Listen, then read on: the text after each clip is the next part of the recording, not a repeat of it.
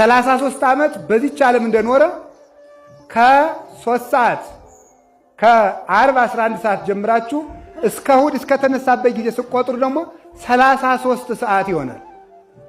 33 ሰዓት ደግሞ ከነፍሳት ጋር ሰነበተ። አያችሁ የከርሞ ነው ክርስቶስ እስከ እሑድ ነፍሱ ቤት ከርማ እንደሱ ዓርብ ነፍሱ ቆጣች ነፍሱ እስከ እሑድ ድረስ ምን እያደረገች ሰንብታ ነው ብላችሁ አታውቁ? የከርማ ነው ብትሉ አያዳላም አይደል?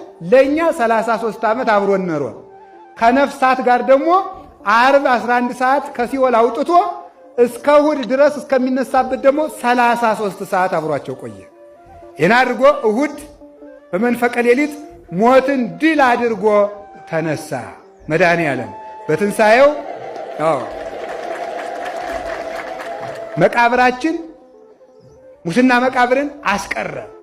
የሞት መውጊያ ወለቀ። እንግዲህ ሞት በእኛ ላይ ስልጣን የለውም። ሞት እንግዲህ ወደ እግዚአብሔር ቤት ወደ እግዚአብሔር የምንሄድበት መንገድ እንድንሆን አደረገው። ስልጣኑንም ገልጧል። አርአየ ስልጣኑ ላይ ለሞት በሞት ላይ ስልጣኑን ገለጠ። ድል ነሳ። በሕጡም መቃብር ተነሳ። አልተነሳም ብለው የሚከራከሩ መናፍቃንን ቅዱስ ዮሐንስ አፈወርቅ መልሶላቸዋል። አይሁድም በክርክር ተነስቶ ይዛለት አንዳንዶቹ መጥተው አይ ሐዋርያት ሰርቀው ወስደውት ነው ይላል።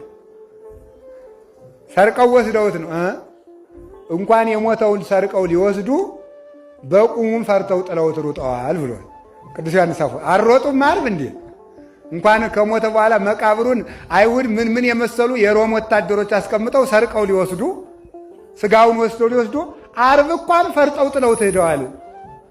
ያንዱ ነው። ደግሞ አንዱ ምን ይላል ደግሞ ተኝቼ ነበር አለ።